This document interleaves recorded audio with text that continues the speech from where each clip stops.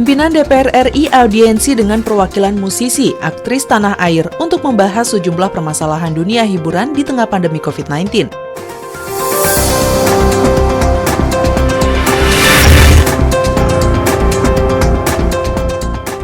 Komisi 5 DPR RI berharap agar BMKG bisa lebih proaktif dalam memberikan informasi perkembangan kondisi alam kepada masyarakat. BMKG harus memastikan jika informasi sudah cukup jelas dan bisa menjadi acuan bagi masyarakat untuk lebih waspada.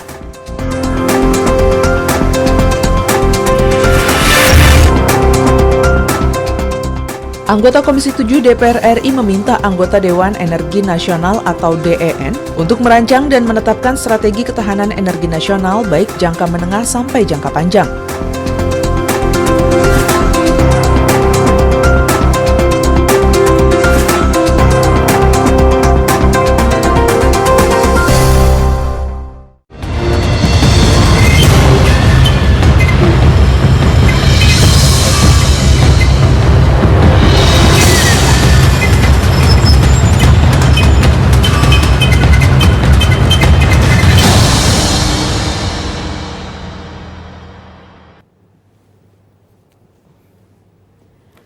Selamat pagi, apa kabar pemirsa? Tentunya Anda berjumpa bersama kami dalam acara yang selalu akan memberikan inspirasi maupun wawasan baru untuk Anda, yaitu Suara Parlemen bersama saya Yuslianti dan rekan saya. Saya Windy Nugroho. Selamat Hari Guru. Selamat ya.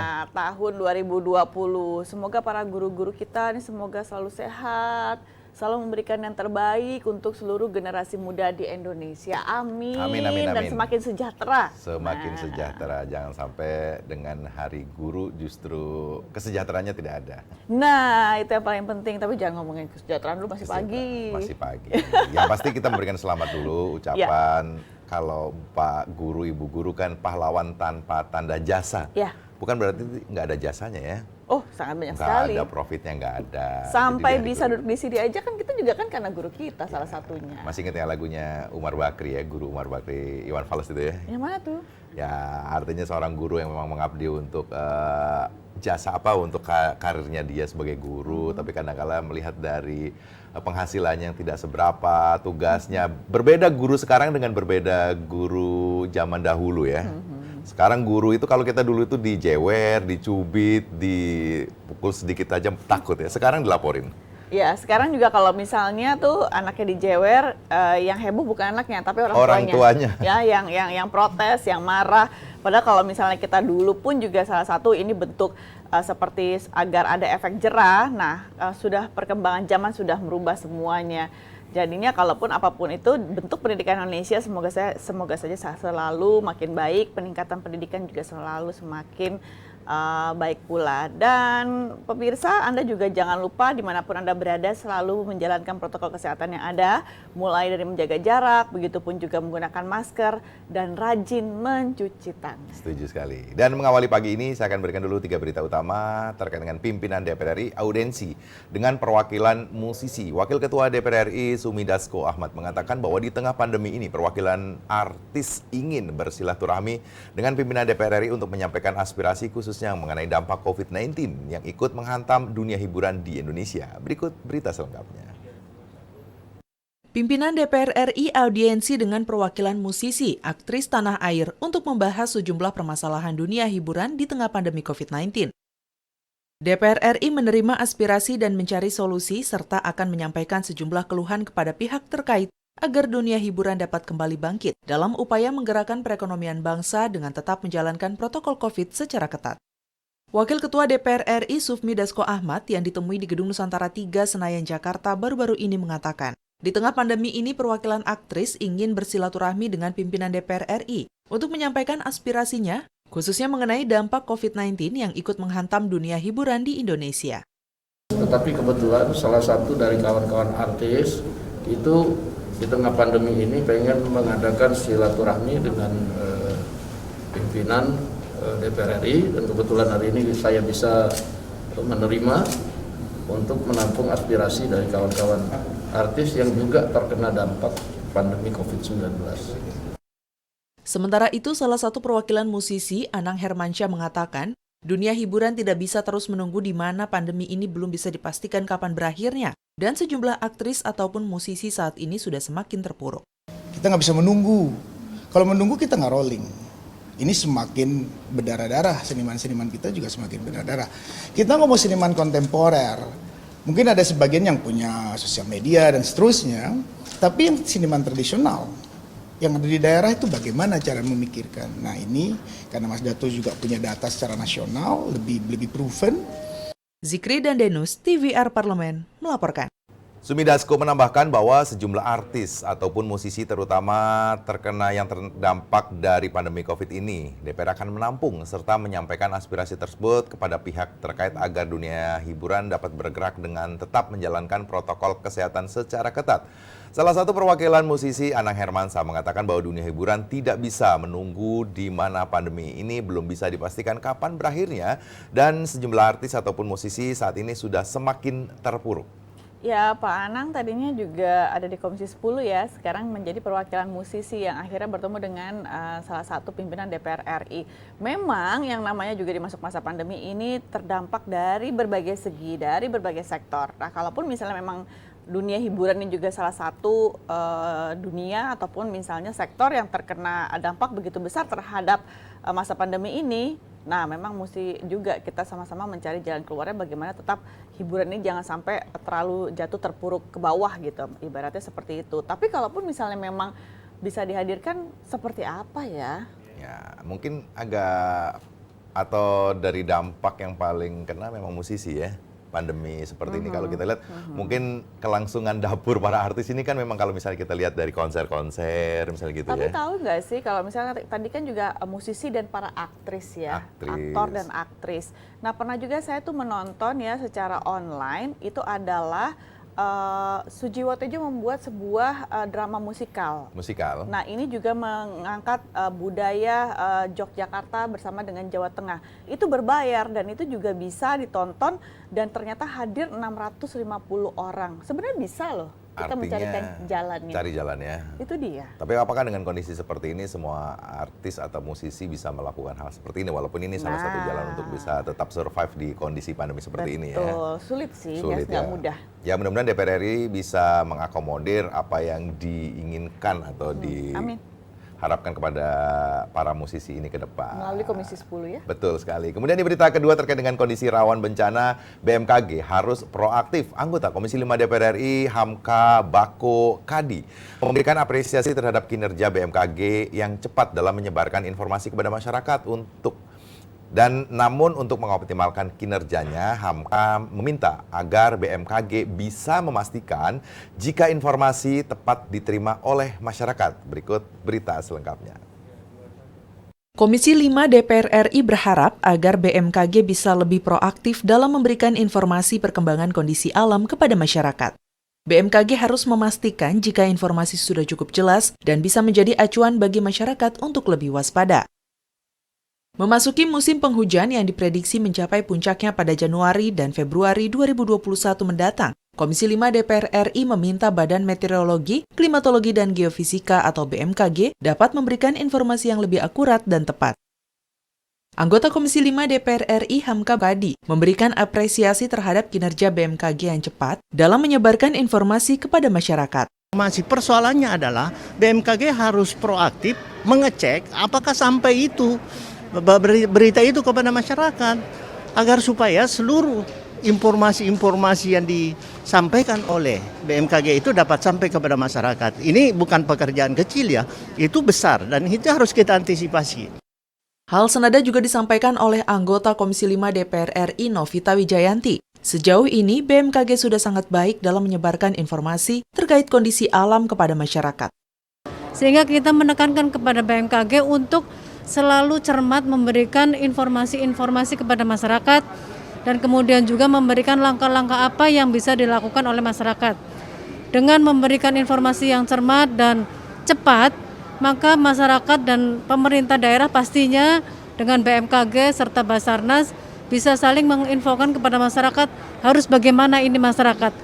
Nadia dan Temi, TVR Parlemen, melaporkan. Jayanti, anggota Komisi 5 mengungkapkan bahwa sejauh ini BMKG sudah sangat baik dalam menyebarkan informasi terkait kondisi alam kepada masyarakat. Namun, ia berharap bahwa BMKG juga memberikan langkah-langkah kepada masyarakat dalam menangani atau menanggulangi kondisi alam tersebut. Iya ya, tugasnya BMKG walaupun misalnya juga sekarang sudah banyak perbaikan nih untuk masalah memberikan informasi yang berkaitan juga dengan kondisi alam saat ini. Nah, kalaupun misalnya juga sekarang baik itu BMKG, BNPB ini juga bisa bersama-sama bersinergi dengan pemerintah daerah untuk beberapa daerah-daerah yang terutama rawan terkena bencana alam nih. Ini juga merupakan salah satu bisa antisipasi dari sosialisasi, kemudian melakukan simulasi.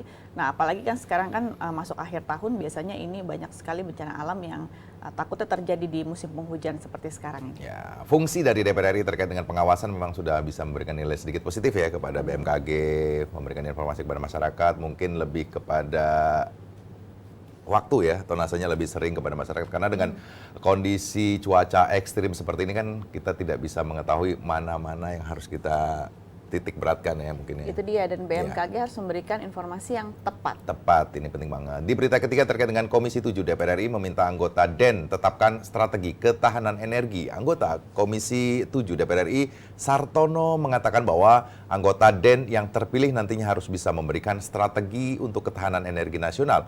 Untuk itu perlu diberikan penguatan agar DEN bisa memaksimalkan perannya. Berikut berita selengkapnya. Anggota Komisi 7 DPR RI meminta anggota Dewan Energi Nasional untuk merancang dan menetapkan strategi ketahanan energi nasional baik jangka menengah sampai jangka panjang. Ditemui usai melakukan fit and proper test calon anggota Dewan Energi Nasional periode 2020 sampai 2025 di Gedung Nusantara 1 Senayan, Jakarta. Anggota Komisi 7 DPR RI Sartono mengatakan, anggota Dewan Energi Nasional yang terpilih nantinya harus bisa memberikan strategi untuk ketahanan energi nasional. Menilai dan menganggap Dewan Energi Nasional itu sangat penting dan strategis karena dia akan merancang ya dan menetapkan untuk ketahanan energi secara nasional secara sekarang ya, jangka menengah dan jangka ke depan. Nah, untuk itu juga perlu harus diberikan suatu penguatan-penguatan. Sementara itu, anggota Dewan Energi Nasional yang terpilih, Herman Darnel Ibrahim, mengatakan, strategi yang perlu dilakukan memperkuat cadangan penyangga energi untuk ketahanan dan harus membatasi ekspor. Untuk cadangan strategisnya demikian juga, ya itu yang terpenting untuk memperkuat ketahanan dan kemudian juga membatasi juga ekspor karena cadangan yang ada ini perlu disediakan juga untuk generasi mendatang, ada hak anak cucu kita di sana. Nah, terus tentang penguatan DEN, memang waktu dulu itu kekurangannya adalah jumlah sidang tidak sering, sedangkan keputusan harus melalui sidang.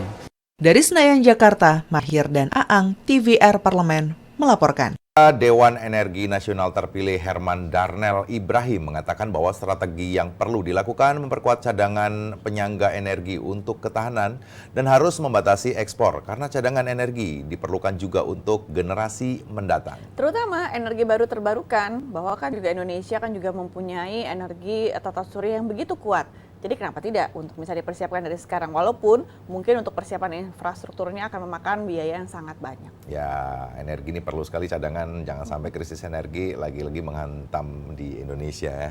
Mobil listrik kapan masuknya nanti kalau energinya kita masih kurang ya. Nah, jadi dong. Dan pemirsa, 3 informasi yang mengawali Suara Parlemen edisi pada pagi hari ini sudah kami berikan ke hadapan Anda ya. Setelah ini kami akan jeda terlebih dahulu karena kami akan kembali ke hadapan Anda dengan surat kabar yang terbit pada pagi hari ini. Jangan kemana-mana, masih bersama kami tentunya di Suara Parlemen.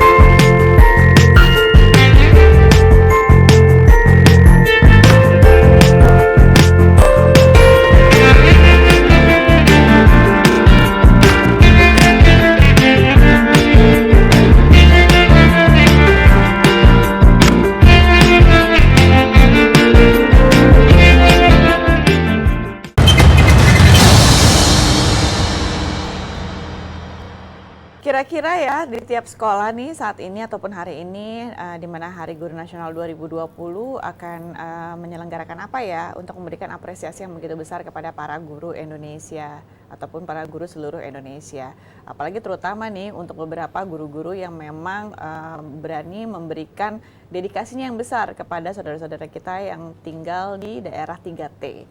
Dan kalau pagi hari ini pemirsa, tentunya beberapa headline surat kabar yang terbit apakah juga berkaitan dengan Hari Guru Nasional atau masih dengan kondisi bagaimana meminimalisir penularan virus COVID-19 di Indonesia, segera kami hadirkan ke hadapan Anda. Kami masuk dalam headline surat kabar.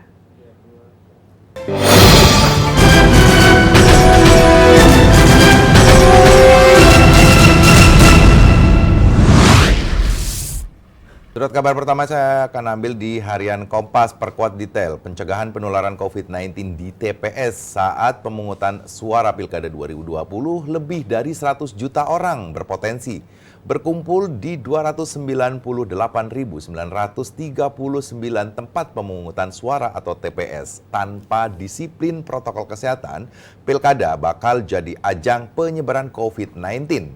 Pemahaman dan implementasi protokol kesehatan di tempat pemungutan suara serta persiapan teknis secara detail untuk mendukungnya akan menjadi penentu. Pasalnya saat hari pemungutan suara akan ada pengumpulan massa di 390 kabupaten kota yang menyelenggarakan pilkada.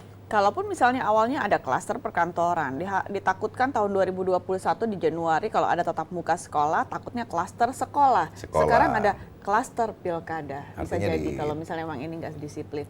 Benar sekali. Tapi apakah memang dengan kondisi pengumpulan massa ini akan menjadi hal buruk misalnya jika tidak dijalankan? Mungkin panitia bisa menyelenggarakan dengan shift. Kalau kita ingat pencoblosan atau pemungutan suara biasanya diberikan batas waktu hingga jam 12 atau jam 1 siang. Mungkin akan dirubah hingga sore hari karena harus bergantian mungkin ya. Bagaimana dengan kondisi misalnya perhitungan suaranya? Bisa selesainya lebih malam lagi dong ya? Bisa selesai sampai sore. Tapi untuk menghindari kerumunan massa mungkin menjadi alternatif kali ya kalau usul seperti itu ya.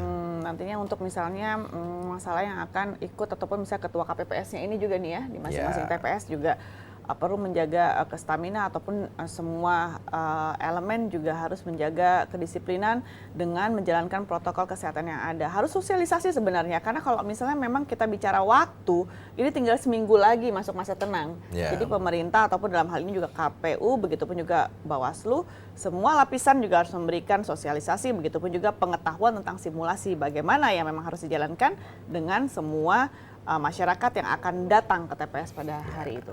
Perlu kondisi yang berbeda ya, karena pemungutan suara atau penghitungan suara di tahun ini agak berbeda. Jadi protokol kesehatan benar-benar harus dijalankan untuk bisa memastikan bahwa tidak akan terbentuknya klaster-klaster baru pada saat pemungutan suara nanti. Dan ini juga bisa menjadi sejarah besar di tahun 2020 karena di penghujung akhir tahun 2020 di masa pandemi dan dilaksanakannya pilkada serentak. Kita berharap bahwa ini kan berjalannya juga tidak ada yang terkena atau terpapar virus COVID-19 di saat memang pilkada serentak ini sedang berlangsung. Dan pemirsa, detailnya ini ada di harian Kompas. Edisi hari ini tentunya hari Rabu 25 November tahun 2020. Anda jangan kemana-mana karena kami jeda kembali masih bersama kami tentunya di Suara Parlemen.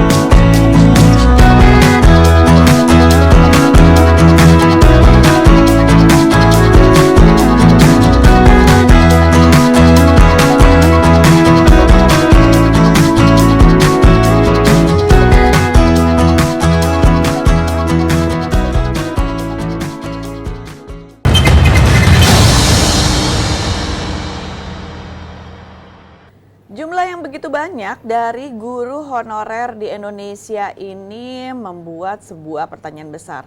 Ratusan ribu guru honorer yang termasuk non-PNS ini juga makin bertambah.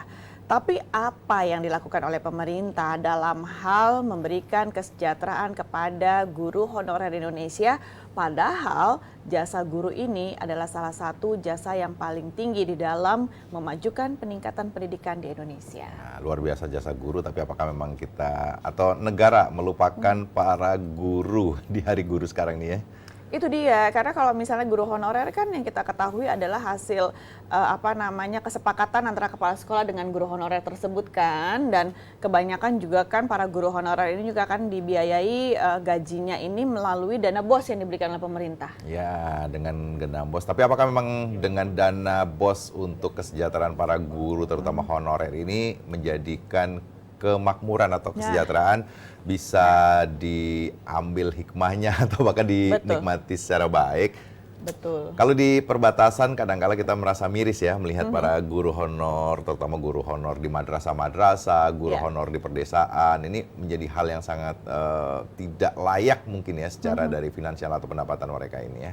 Betul, walaupun juga pemerintah sudah menaikkan dana BOS sekitar 50%, tapi apakah juga kesejahteraan guru ini sudah bertambah? Karena kan semuanya kembali lagi kepada pihak sekolah ataupun keputusan dari kepala sekolah. Jangan lupakan guru honorer. Inilah yang akan kami angkat ke depan Anda pada pagi hari ini. Berkaitan juga dengan Hari Guru Nasional 2020. Tapi kami berikan dulu informasi lengkapnya dalam tajuk Suara Parlemen berikut ini.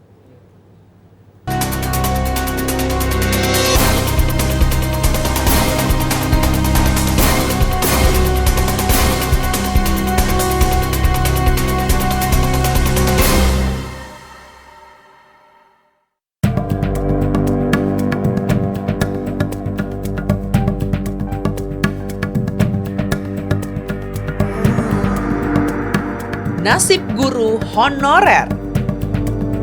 Hampir 2 tahun, 34.954 guru honorer yang lolos perekrutan pegawai pemerintah dengan perjanjian kerja atau P3K tahun 2019 masih belum ditetapkan.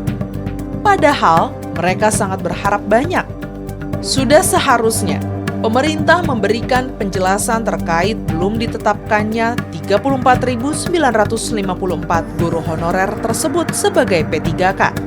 Padahal, sejak 20 September 2020, Peraturan Presiden Perpres Nomor 98 Tahun 2020 tentang gaji dan tunjangan P3K sudah ditetapkan sebagai dasar pengangkatan guru honorer yang lolos seleksi P3K.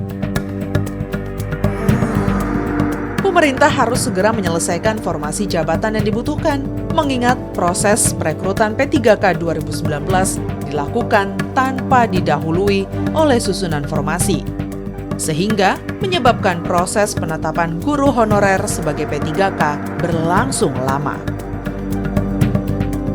Pemerintah harus segera menjalankan Peraturan Presiden Nomor 98 Tahun 2020 tentang gaji dan tunjangan P3K, dan mempercepat proses pengangkatan guru honorer.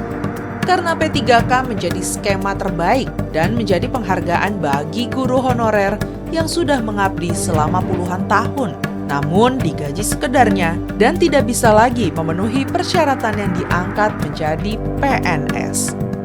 Apalagi saat pandemi dan krisis ekonomi saat ini. Untuk itu harus ada koordinasi antara pemerintah pusat dan daerah untuk segera memberikan informasi dalam mengeluarkan surat keputusan mengenai pengangkatan P3K, termasuk soal gaji dan tunjangan P3K. Sehingga guru honorer dapat segera menerima gaji sebagai tenaga P3K. Pemerintah juga harus mempersiapkan skema rekrutmen dan seleksi P3K tahap 2 untuk mengurangi jumlah ratusan ribu tenaga honorer di seluruh Indonesia yang memiliki standar gaji berbeda-beda. Mengingat situasi pandemi COVID-19 saat ini juga banyak berdampak pada pendapatan masyarakat, termasuk pendapatan guru honorer yang berperan penting dan memiliki beban yang cukup berat dalam ranah pendidikan di era pandemi COVID-19.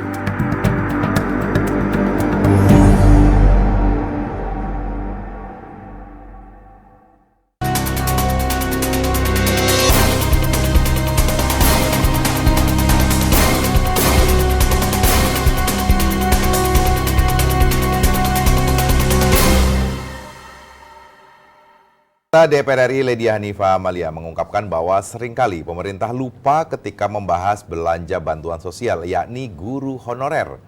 Basis data yang digunakan terkait bantuan sosial selalu berasal dari data terpadu kesejahteraan sosial atau DTKS Kementerian Sosial. Politisi PKS ini membandingkan bahwa nasib guru honorer dengan pegawai swasta yang beda sekali treatmentnya.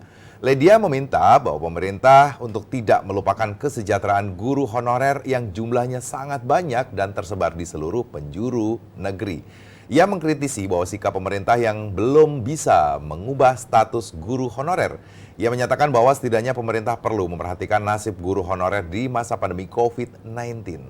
Ya, kalaupun misalnya ratusan ribu dari jumlah guru honorer di Indonesia ini yang menyebabkan perlunya diperhatikan untuk masalah kesejahteraan para guru honorer.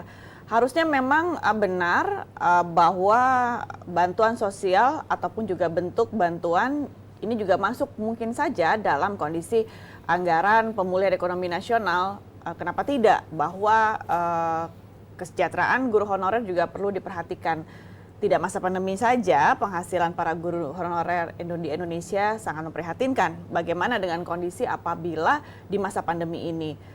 Kalau memangnya juga ada contoh beberapa hal yang mesti kita lihat dari penghasilan para guru honorer di Indonesia, tidak lebih dari Rp500.000 yang beliau dapatkan pada saat akan mengabdikan dirinya atau memberikan dedikasi yang besar untuk para generasi muda mendatang. Ya, jika kemarin pegawai swasta bergaji di bawah 5 juta sudah menekan stimulus atau kebijakan dari pemerintah misalnya, kita juga mendengar bahwa untuk para guru honorer memang akan diberikan juga stimulus untuk bantuan kepada guru honorer ini. Kalau nggak salah mungkin jumlahnya hampir sama ya dengan pegawai swasta ya.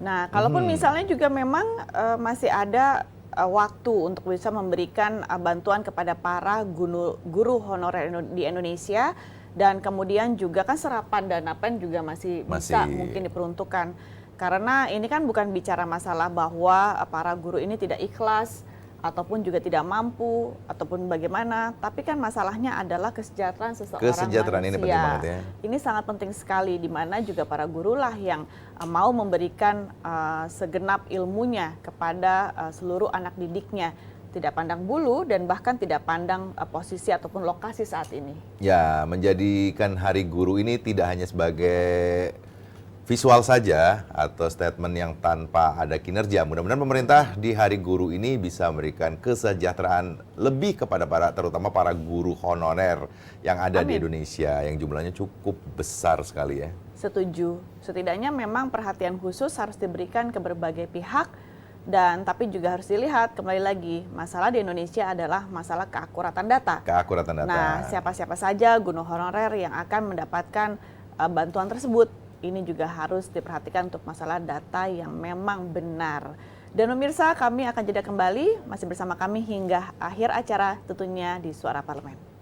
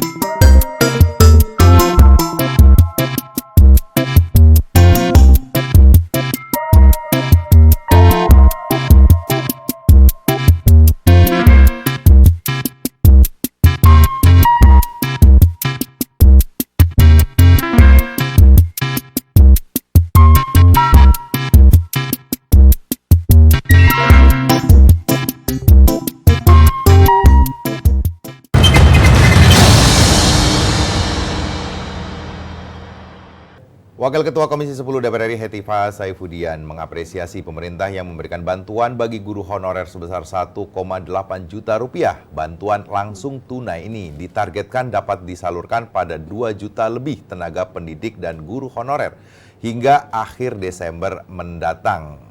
Nah, pemirsa, setidaknya jumlah yang begitu besar, jumlah guru di Indonesia sekitar 3,6 juta guru, begitupun juga jumlah guru honorer yang begitu besar. Per Mei 2020 sekitar 800 kurang lebih 850 orang guru honorer bisa mendapatkan bantuan dari pemerintah. Kita berharap bahwa memang peningkatan kesejahteraan seluruh masyarakat Indonesia setidaknya melalui tangan seorang guru bisa diwujudkan oleh pemerintah saat ini. Ya, kan? yang pasti dengan kesejahteraan atau bantuan tunai yang diberikan ke pemerintah sebesar 1,8 ini pun sudah menjadi apresiasi dari pemerintah ya. Tapi yang pasti tidak hanya bantuan tunai, tapi status guru dari guru honorer juga ingin ditingkatkan menjadi ASN misalnya. Betul. Atau kesejahteraan dari setiap gajinya bisa dinaikkan. Ini menjadi harapan besar oleh para guru jika misalnya guru adalah garda terdepan untuk bisa mencerdaskan bangsa ini. Betul, dan guru honorer di Indonesia kebanyakan juga lulusan dari S1. Jadi kalaupun misalnya untuk banyak yang bertanya bagaimana dengan kondisi status tingkat pendidikan para guru honorer di Indonesia, beliau-beliaulah yang sebenarnya mampu untuk bisa mendidik anak-anak kita dari sekolah. Semoga saja peningkatan kesejahteraan guru di Indonesia semakin meningkat. Amin. Dan pemirsa, sebelum kami menutup Suara Parlemen edisi pada pagi hari ini, tentunya seperti biasa kami akan memberikan update data COVID-19 di Indonesia yang kami lansir dari laman covid19.go.id. Kami akan berikan juga di layar kaca Anda. Dan tertera di layar kaca Anda, pemirsa, untuk yang terpapar positif, ini kami ambil per tanggal 24 November 2020 pada pukul 12 waktu Indonesia bagian Barat di 34 provinsi. Sebanyak 506.302 orang yang terpapar positif, kemudian yang sembuh sebanyak 425.313 orang, dan yang tercatat meninggal dunia sebanyak 16.111 orang. Semoga saja untuk masalah siapapun yang terpapar virus COVID-19 Indonesia memasuki akhir tahun 2020 tidak terlalu bertambah banyak. Ya, mudah-mudahan semakin bisa berkurang atau bahkan hilang. Ini harapan kita semua. Amin, amin semua. Amin.